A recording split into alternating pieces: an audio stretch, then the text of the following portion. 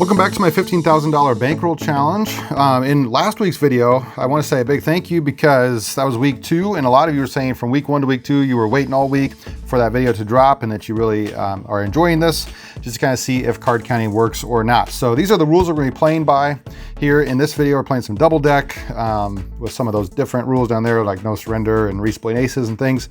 So if you need to pause the video, you can. All right, and then this is the bet spread we're using. A lot of you commented also and said that this maybe isn't super realistic, that you might get kicked out if you use a bet spread like this, which you might not be wrong, but starting at $10, if you need to like up that to 25, that might be more realistic at a double deck table, and then cap out at like 100 or something, 2 spots of 100. That might be more of a bet spread you're going to use. My thought though is that if you are able to bet table minimum at a $10 double deck table, do it. And you know, if you can maximize, you're going to just play as long as you can and then hopefully go to the next spot. If you do play with this bet spread, the EV or expected value that you're going to be making is about 277 an hour, which is really good. All right, so last week we took a little bit of a loss. All right, we started at 15,000 the first week, we made a little bit the second week, or sorry, we started with 15,000. At the end of the first week, we were up $82. Then the second week, we dropped down below that $15,000 mark. So I think we're currently at $14,825, which I have represented here for us. So these are in groups of 5, 10, and then 11, 12, 13, 14,000 in $1,000 chips, and then 100, 200, 300, 4, 5, 6, 7 in black and green. So 700 there. And then I need another 100, so I think these are in hundreds, so that's 5, 10, 15, 20 times 5 is another 100, so that's 14,800. And then remember we had extra 25, so I'll put that with the greens over here.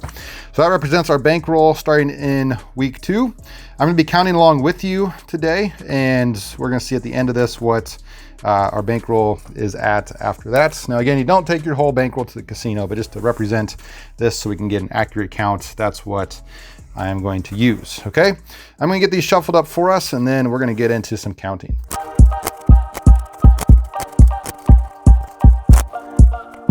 All right, those are all shuffled up, I think, and then we're going to cut off about half of the deck here. If you want, you can count out 26 cards. I like to eyeball it and then sometimes count it to see if I'm right or not. But I'm going to say it's right about there. That might be a little bit thick.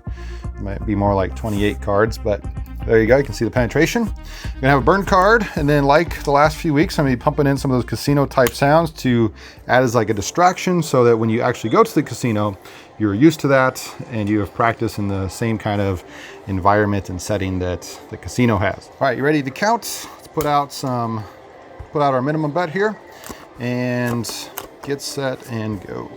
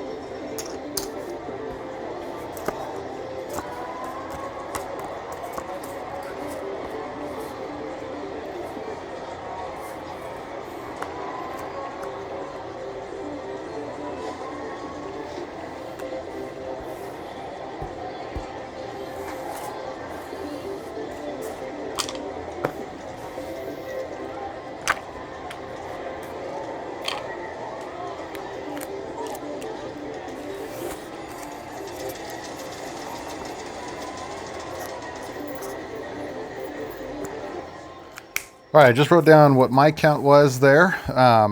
With these plus the burn card, we should get the opposite of what the count currently is at, and we'll see if we are correct or not. All right, let's count these out here. We have D1, D2, D1, 0, 1, 0, 1, 2, 1, 2, 3, 2, 3, 2, 3, 2, 1, 0. D1, D2, D3, D2, D1, and D2. All right, so since this was -2 with the burn card, that means our count should have been at +2, which is what I had. And so that means that our bets were accurate there. All right, I don't know if we won or lost. I think it's relatively even. I might have lost a little bit of reds, I guess, but we'll play one more time and get these shuffled up once more for us, and then we will see if we can make out with a little bit of profit today.